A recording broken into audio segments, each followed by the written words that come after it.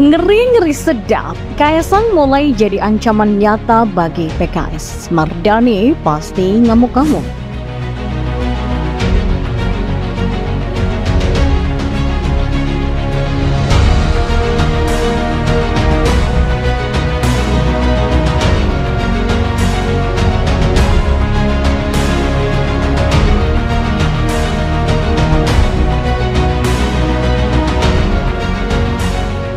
Buah jatuh tidak jauh dari pohonnya. Ya, demikian orang bijak mengatakan. Atau dengan kata lain, ada kemiripan antara orang tua dan anak-anaknya. Seperti Tommy Sugiarto yang jadi atlet bulu tangkis. Ia merupakan putra legenda bulu tangkis Indonesia Icuk Sugiarto. Diketahui si Icuk ini pernah meraih medali emas kejuaraan dunia BWF tunggal putra di tahun 83 lalu. Begitu juga dengan penyanyi dangdut Ridho Rhoma. Ia merupakan putra dari Raja Dangdut Rhoma Irama. Ya, cuma yang sangat disayangkan soal aktivitas sehari-hari ya berbanding terbalik dengan babenya. Kalau Rhoma sibuk berdakwah, terjun ke dunia politik, bahkan sempat hendak nyapres, sementara Ridho sudah 4 kali terjerat kasus narkoba. Luar biasa. Padahal Rhoma pernah mengingatkan pada lagunya yang berjudul Miras Santika. Ya, tapi banyak pesan dari bapaknya itu mah sepertinya nggak dipedulikan oleh Ridho Rhoma, hingga ia pun harus masuk penjara berkali-kali. Dan karirnya auto redup seketika. Kaisang juga begitu, buah jatuh nggak jauh dari pohonnya. Awalnya ya sama sekali nggak tertarik sama politik, jualan pisang aja. Apalagi kalau melihat penghasilan abangnya yang jadi wali kota Solo, Gibran, yang ternyata lebih kecil dari penghasilan dirinya sebagai pengusaha. Semakin enggan Kaisang masuk politik. Duitnya dikit, tapi seiring berjalannya waktu, ia melihat apa yang dilakukan oleh Gibran, iparnya Bobi Nasution, dan bapaknya sendiri yang merupakan presiden, memberi banyak manfaat bagi masyarakat. Sehingga pada akhirnya ketertarikan Kaisang untuk terjun ke politik pun muncul secara perlahan. Hal ini disampaikan oleh Gibran pada Januari 2023.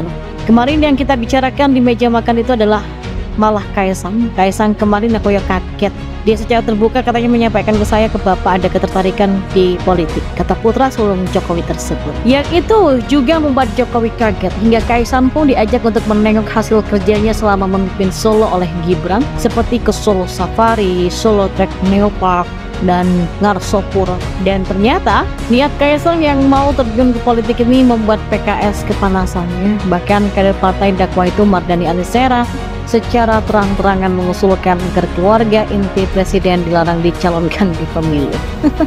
Ketahuan banget tuh kalau si Mardhani ini nggak adil. Dulu waktu SBY jadi presiden, anaknya Ibas nyalon anggota DPR, dia diem aja. Sekarang baru ngomong sebaiknya anak presiden jangan ikut politik. Padahal Pramoedya Anantatur pernah mengingatkan loh dalam bukunya yang berjudul Bumi Manusia. Seorang terpelajar harus sudah berbuat adil sejak dalam pikiran, apalagi dalam perbuatan. Ya, hanya saja memang waktu SBY berkuasa dulu, PKS dapat jatah 4 kursi menteri, itu bedanya. Sekarang enggak. Bisa jadi itu juga yang menjadi penyebab Mardhani pura-pura jadi kambing congek ya, kambing budek ketika Ibas terjun ke politik. Lantas kenapa PKS menolak Kaisang terjun ke dunia politik? Coba. Bukankah setiap warga negara berhak untuk dipilih dan memilih dalam pemilu? Inilah pengecutnya PKS, mereka tidak mau bersaing secara sehat dan menganggap Kaisang adalah ancaman nyata. Misal tuh Gibran nyalon gubernur Jawa Tengah dan Kaisang nyalon wali kota Solo, maka sudah bisa dipastikan Kaisang akan menjadi batu sandungan bagi PKS untuk menguasai Solo. Padahal PKS sudah menargetkan pada Pilwakot Solo 2024 mendatang bisa mengusung calon wali kota sendiri. Kami punya target mengajukan wali kota sendiri. Kami punya target menambah kursi karena kami ingin mengajukan wali kota. Demikian disampaikan oleh Ketua DPD PKS Solo Daryo. Tidak hanya itu, Kaisang juga hendak dideklarasikan sebagai bakal calon wali kota Depok pada 1 April 2023 mendatang. Kami DPP GP Center akan memajukan Kaisang sebagai Cawalkot Depok. Teman-teman pengurus GP Center Depok akan segera mendeklarasikan Mas Kaisang sebagai Cawalkot Depok 1 tanggal 1 April. Wah, kata deklarator yang juga menjabat sebagai Ketua Harian DPP Ganjar Pranowo Center itu. Sedangkan kita tahu sendiri kalau kota Depok ini merupakan kandangnya PKS. Pasalnya partai ini selalu memenangkan calon wali kota yang diusungnya.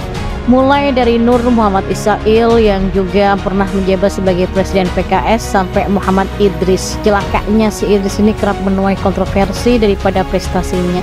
Ia pernah ngotot merelokasi SDN Pondok Cina 1 meskipun menuai protes dari masyarakat.